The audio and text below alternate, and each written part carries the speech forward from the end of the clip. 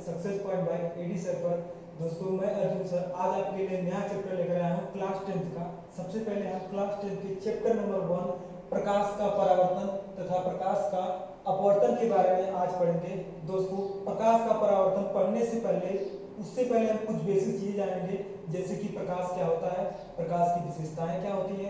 उसके बाद हम पढ़ेंगे प्रकाश का परावर्तन क्या होता है, परावर्तन के नियम क्या होते हैं और प्रतिबिंब क्या होता है, प्रतिबिंब कैसे बनता है, प्रतिबिंब कितने प्रकार का होता है, उनकी परिभाषाएं क्या होती है। दोस्तों सबसे पहले चलते हैं प्रकाश के बारे में। प्रकाश वो है जो हमें दिखाई देता है, जो हमें देखने में सहायता प्रदान करता है, उसी को हम कहते हैं प्रकाश। यानी कि प्रकाश जो होता है एक प्रकार की ऊर्जा है।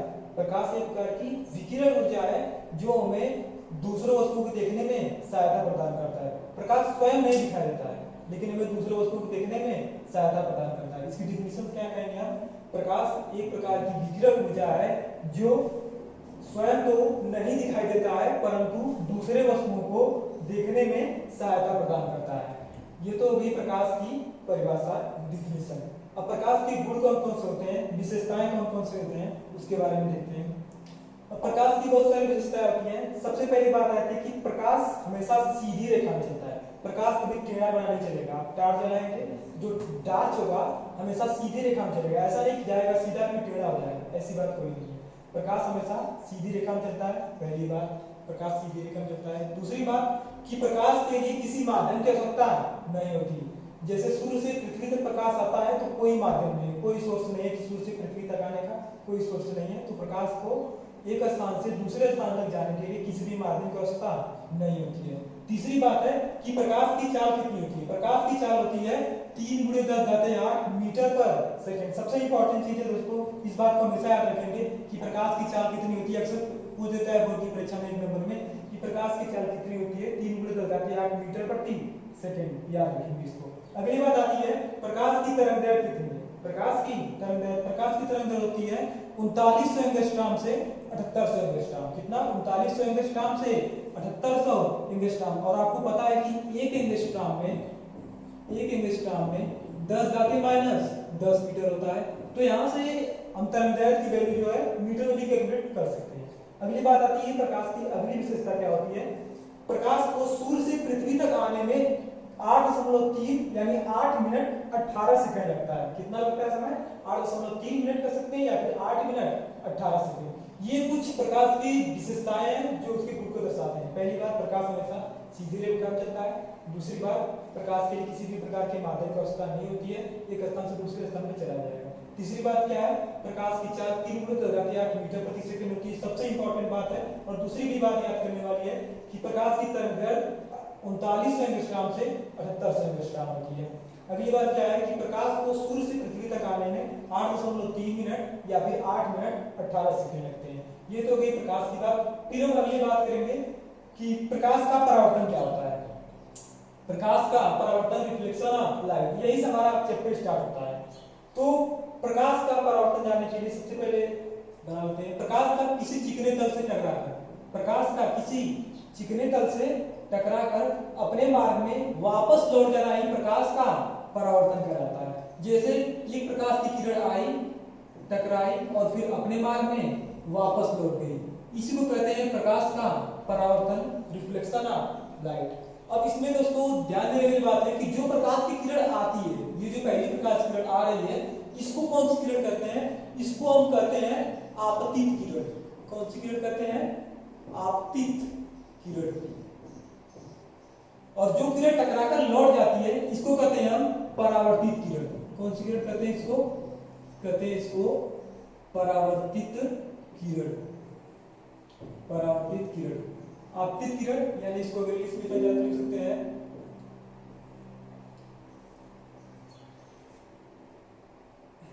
Incident ray. इसको कहते हैं इंसिडेंट रे। Incident ray. इसको कहते हैं रिफ्लेक्टेड रे। Reflected ray. और ये जिस बिंदु पर टकराती है, जिस बिंदु पर ये दोनों टकराई हैं, इस बिंदु को हम कहते हैं आपतन बिंदु। कौन सा बिंदु कहते हैं? आपतन बिंदु। आपतन बिंदु, यानी इसको कहते हैं एंगल ऑफ इंसिडेंट। क्या कहेंगे? Angle of incident, angle of incident. ये चिकना तल है। चलिए, अब अगर इसी आपतन बिंदु पर एक लंब खींच दिया जाए, यानी परपेंडिकुलर लाइन 90 अंश पर एक लंब खींच दिया जाए जो 90 अंश से होती है इस तल से, तो इसको कहते हैं अभिलंब। क्या कहते हैं इसको? अभिलंब। अभिलंब, यानी इसकी इंग्लिश लिखते हैं नॉर्मल, अंग्रेजी कहते हैं इसको नॉर्मल। ठीक है दोस्तों, फिर अगली बात आती है कि आपतन कोण और परावर्तन कोण। देखिए, आपतित किरण और अभिलंब, आपतित किरण और अभिलंब दोनों के बीच जो कोण बनता है, इसी कोण को कहते हैं हम आपतन कोण। कौन सा कोण कहते हैं इसको? हम इसको कहते हैं हम आपतन कोण। चलिए, कहते हैं इसको आपतन कोण, आपतन कोण। इसकी इंग्लिश लिखते हैं angle of incident, angle of incident. और इसको प्रदर्शित करते हैं आई से। किसे प्रदर्शित करते हैं दोस्तों? इसको रिप्रेजेंट करते हैं आई से। दूसरा बात क्या है? अभिलंब और परावर्तित किरण, अभिलंब और परावर्तित किरण, इन दोनों के बीच जो कोण बनता है इसको हम कहते हैं, इसको कहते हैं हम परावर्तन कोण। कौन सा कोण कहते हैं इसको? इसको कहते हैं हम परावर्तन कोण, परावर्तन कोण, यानी इसको कहते हैं एंगल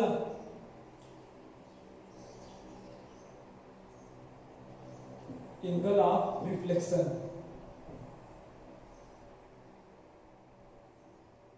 एंगल ऑफ रिफ्लेक्शन,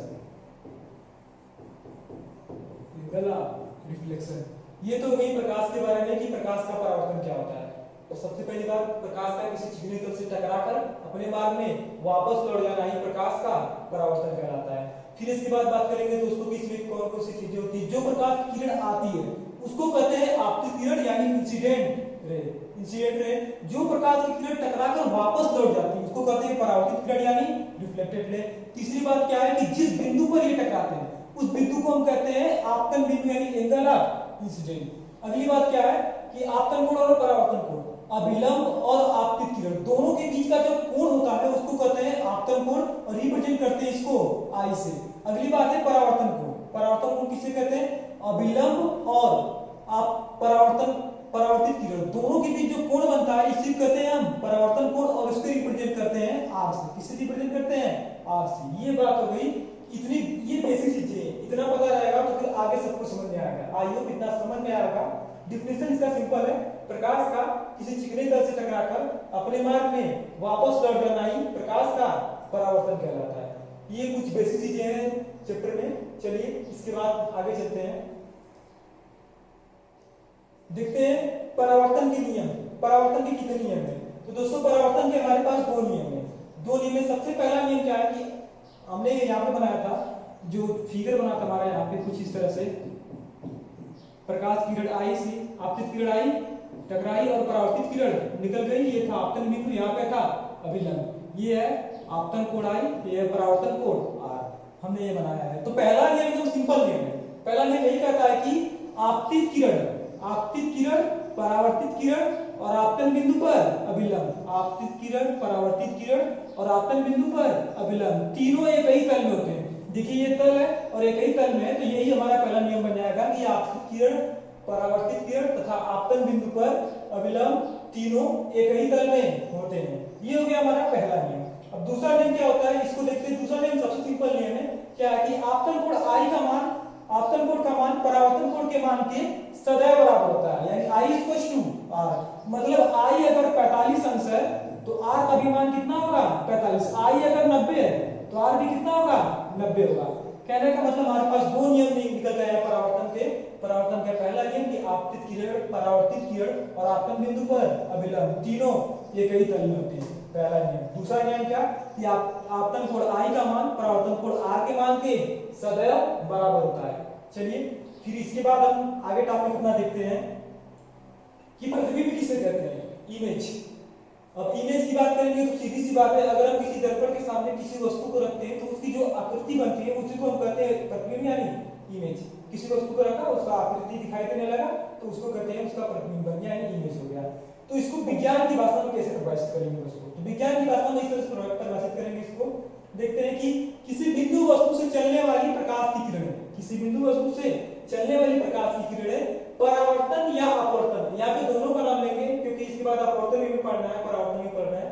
परावर्तन या अपवर्तन के पश्चात जिस बिंदु पर मिलती है अथवा मिलती हुई प्रतीत होती है तो उस दूसरे बिंदु को पहले बिंदु वस्तु का प्रतिबिंब कहते हैं। परिभाषा थोड़ा सा टेढ़ा है लेकिन एक बार समझेंगे तो समझ में आ जाएगा। क्या है कि किसी बिंदु वस्तु से चलने वाली प्रकाश की किरणें परावर्तन या अपवर्तन के पश्चात जिस बिंदु से होकर जाते, जिस बिंदु पर मिलती है अथवा मिलती हुई प्रतीत होती है उस दूसरे बिंदु को पहले बिंदु वस्तु का प्रतिबिंब कहते हैं। ये होगी प्रतिबिंब की परिभाषा।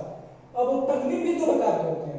पहला होता है वास्तविक प्रतिबिंब यानी रियल इमेज, दूसरा होता है आभासी प्रतिबिंब यानी इमेजिनरी इमेज। दोनों बारी बारी से पढ़ते हैं, चलिए देखते हैं। पहला होता है वास्तविक प्रतिबिंब, नाम से क्लियर है, वास्तव मतलब जो वास्तव में दिखाई देता है उसी को कहते हैं वास्तविक प्रतिबिंब। डिफिनीशन इसकी क्या होती है कि किसी बिंदु अथवा वस्तु से चलने वाली प्रकाश की किरणें परावर्तन या अपवर्तन के पश्चात जिस बिंदु पर वास्तव में मिलती है, हमने कहा कि वास्तव में होना चाहिए, वास्तव में मिलती है उस बिंदु को पहले बिंदु वस्तु का वास्तविक प्रतिबिंब कहते हैं। वास्तव में मिलेगा तो वास्तविक प्रतिबिंब और अगर प्रतीत होगा तो आभासी प्रतिबिंब। डिफिनीशन में कोई चीज नहीं है, थोड़ा सा एक वर्ड का चेंज है, अगर एक वर्ड का आपने कंफर्म कर लिया, कॉन्सेप्ट कर लिया तो आसानी से आपको याद हो जाएगा।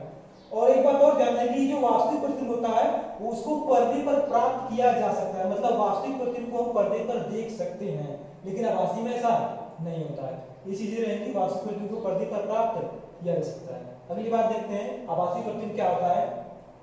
चलिए आभासी प्रतिबिंब यानी इमेजिनरी इमेज।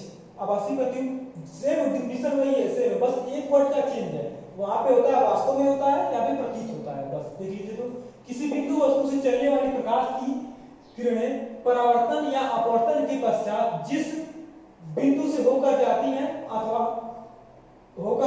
जिस बिंदु से होकर आती हुई प्रतीत होती है उसे पहले बिंदु वस्तु का प्रतिबिंब कहते हैं। देखिए वहां पे था, जहां प्रतीत है वहां पे था वास्तव में होती है, बस एक लाइन का चेंज है, यहाँ पे प्रतीत होता है और वास्तविक प्रतिबिंब में क्या होता है, वास्तव में मिलती है, उसे कहते हैं, उसे कहेंगे वास्तविक प्रतिबिंब, इसे कहेंगे आभासी प्रतिबिंब। तो केवल एक वर्ड का चेंज है, डिफिनीशन आपको रटने की जरूरत नहीं है, कॉन्सेप्ट है, आसानी से याद हो जाएगा।